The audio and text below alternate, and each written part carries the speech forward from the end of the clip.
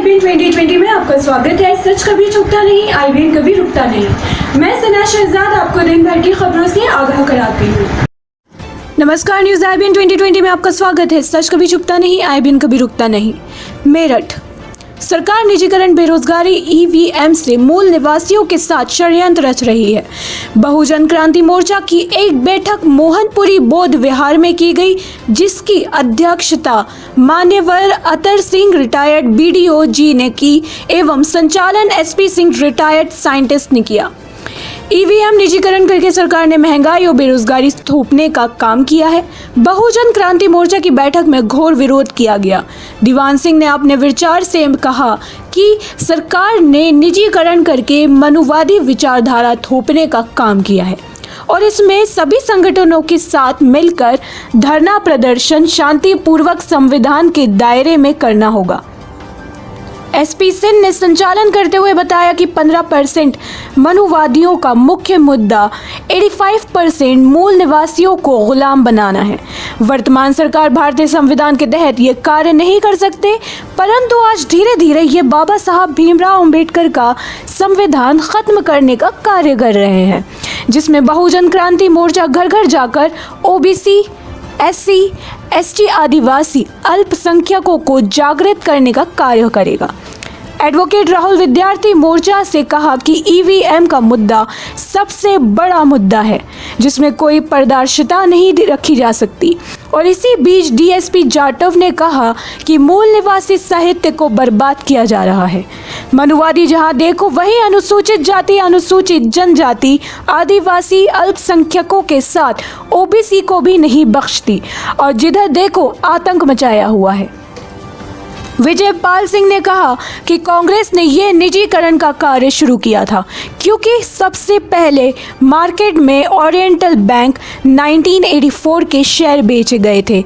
इसी कड़ी को आगे बढ़ाते हुए बीजेपी ने इस काम को अंजाम दिया और जो इसके सहयोगी संगठन है सब एक ही थैले के चट्टे बट्टे हैं। हरीश गौतम जी ने कहा कि ईवीएम निजीकरण से इस मुद्दे की तह तक जाने के लिए मुख्य जड़ तक पहुंचना होगा। इसकी बीमारी कहां से शुरू हुई है, हमें जड़ तक पहुंच करके काम करना होगा। मुख्य कारण है हमारे ही लोग जो आज सत्ता में बैठे हुए हैं और वो हमारा साथ नहीं दे रहे हैं। उनकी विचारधारा आज सरकार ने खरीद ली है, उनको अपने पक्ष में कर लिया है लालच देकर, लेकिन जो हमारी विचारधाराएं उनसे वो हट गए हैं। अन्यथा ये सरकार कब की गिर गई होती। भारत में अंग्रेजों ने साउथ बोरो कमीशन 1917 से ही विरोध किया है और इसमें जो अल्पसंख्यक, अनुसूचित जनजाति, आदिवासी सबके बराबर हक देने की बात रखी थी। लेकिन लाला लाजपत राय, महात्मा गांधी, बाल गंगाधर तिलक जैसे लोगों ने इसका विरोध किया था। पूरा पैकेट 1932 में जो मूल निवासियों के हक में बनाया जाना था उसका भी विरोध किया। बीपी सिंह, पूर्व बामसेफ अध्यक्ष और पूर्व विधानसभा कैंट प्रत्याशी ने कहा कि ईवीएम तो बहुत ही हानिकारक सिद्ध हो रहा है, इसी से सत्ता परिवर्तित की जा रही है। मान्यवर कांशीराम ने पैदल चलकर, साइकिल से चलकर एक रोटी का टुकड़ा, एक रोटी अपने साथ रख कर के मेहनत की है। आज हमें उसके ऊपर मेहनत करने की होगी। दोबारा से मजबूती लाने के लिए हमें ये आंदोलन करना होगा। धर्मेंद्र कुमार, बहुजन मुक्ति पार्टी मेरठ मंडल अध्यक्ष ने कहा कि आज महंगाई चरम सीमा पर है और निजीकरण से लोगों की रीढ़ की हड्डी टूटने लगी है। इस कोरोना के चलते इस सरकार ने महंगाई को और महंगा कर दिया। इनके पास सांसद खरीदने के लिए पैसा होता है, विधायक खरीदने के लिए पैसा होता है, लेकिन जनता को आराम देने के लिए नहीं होता। संजय कुमार ने अपने विचार में कहा कि हमें तथागत बौद्ध साहब के विचारों को लड़ाई से मजबूती से पकड़ना होगा।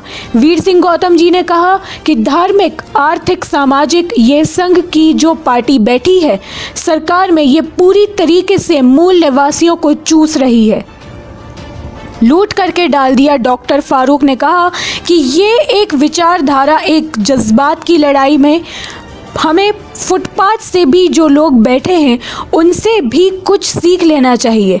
निजीकरण का मतलब है कि जिनके हाथ में सब कुछ छूटा हुआ था वो आज संविधान को बदलना चाहते हैं। मनुवादी सरकार अपना हर तरह से कब्जा कर रही है, चाहे वे न्यायपालिका हो चाहे वे कार्यपालिका हो। भंते जी ने अपने विचार रखते हुए कहा कि हमें सबको एक प्लेटफॉर्म पर आना पड़ेगा। हम सब जो इधर उधर टूट रहे हैं, अपने संविधान की रक्षा के लिए एकजुट होकर कार्य करना पड़ेगा। इस मनुवादी विचारधारा से लड़ना होगा। दिनेश जी ने अपने विचारों में कहा कि 5000 वर्षों की इस बंजर भूमि मूल निवासियों के लिए बाबा साहब ने मेहनत की और उनकी 1956 में हत्या कर दी गई। किसके बीच बहुत सारा बकवा हुआ। 1978 में यहाँ मान्यवर काशीराम जी ने फिर शुरू किया और फिर सामाजिक परिवर्तन आने लगा। इसी के चलते हुए बहन मायावती को मजबूत किया गया। उन्होंने समाज के लिए काफ़ी कार्य किए, लेकिन वो भी मनुवादियों पूंजियों वादियों के चंगुल से नहीं बच पाई। आर.डी. गादरे ने अपने विचारों में कहा कि मान्यवर मानगत साहब का मास्टर स्ट्रोक बहुजन मुक्ति पार्टी आज मूल निवासियों की आवाज़ बनकर तैयार है। मायावती ने जाहिर सभाओं में कहा कि बीएमपी गद्दारों की पार्टी है, तो मातंग साहब ने जाहिर सभा में किए मायावती से कुछ सवाल। पहला, मिशन को कमीशन में किसने बदला? विचारधारा का व्यापार किसने किया? तीसरा, बाबा साहब के विचारों की हत्या किसने की? हाथी नहीं गणेश के ब्रह्मा विष्णु महेश है, ये नारा किसने दिया? बहुजन हिताय से सर्वजन हिताय करके काशीराम साहब के विचारों की हत्या किसने की? समाज में कांग्रेस के विरोध में बात करके 10 साल कांग्रेस को समर्थन देके कांग्रेस की सरकार बनाए, समाज से गद्दारी किसने की? पोस्टमैन के बच्चों के पास इतना करोड़ों रुपया कहाँ से आया? नोएडा में अपने माता पिता की मूर्ति के साथ बाबा साहब की मूर्ति बना के बाबा साहब को पोस्टमैन के लेवल पे लेन की बदमाशी किसने की? लालजी वर्मा का कहना है कि मायावती बाबा साहब से महान है। ऐसी बातें किसने फैलाई? बत्रा हॉस्पिटल वालों को अरबों खरबों का कॉन्ट्रैक्ट किसने दिया? बाबा साहब ने आजीवन सभी दलित शब्द का इस्तेमाल नहीं किया। फिर मैं दलित की बेटी हूँ, मैं दलित की बेटी हूँ बार बार कह के बाबा साहेब के विचारों के विरोध में बात किसने की? 21 माफिया ठेकेदार और काशीराम साहब की मिशन को ख़त्म करने वाले गद्दारों को टिकट किसने दिया? काशीराम जी ने एक सीट पे अटल बिहारी को सरकार गिराई और 21 सीटों से कांग्रेस की सरकार मजबूत किसने की?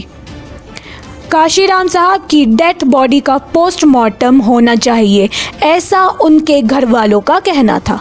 फिर भी पोस्टमार्टम मायावती ने क्यों नहीं करने दिया? काशीराम जी की हत्या हुई, मायावती ने हत्या का कोई आयोग क्यों नहीं बनाया? आने वाले समय में बहुजन मुक्ति समाज पार्टी काशीराम जी की हत्या का पर्दाफाश करेगी। हमारे अपने ही पूंजीवादी मनुवादियों के हाथों की कठपुतली बन गई, लेकिन बहुजन मुक्ति पार्टी हमेशा गरीब, मजलूमों, अल्पसंख्यक, अनुसूचित जनजाति, आदिवासियों, सभी मूल निवासियों की लड़ाई लड़ रही है।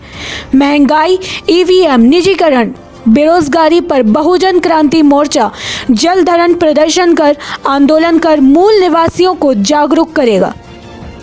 बैठक में मनोज कुमार, मोहतरमा दीपिका दीपांकर, आरिफ मालिक, शाहिद, सुनील सैनी, दिनेश कुमार, पूरन सिंह, समर चौधरी, नवीन कुमार, साजिद सैफी, विजय पाल सिंह, रियासत अली, मुस्तफ़ा, एडवोकेट सलीम खान आदि ने विचार व्यक्त किए।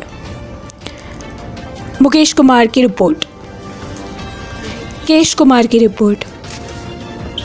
देश दुनिया की हर छोटी बड़ी खबर देखने के लिए हमारे चैनल न्यूज IBN 2020 को सब्सक्राइब करें और बेल आइकन दबाएं, जिससे आपको हर खबर समय से मिलती रहे।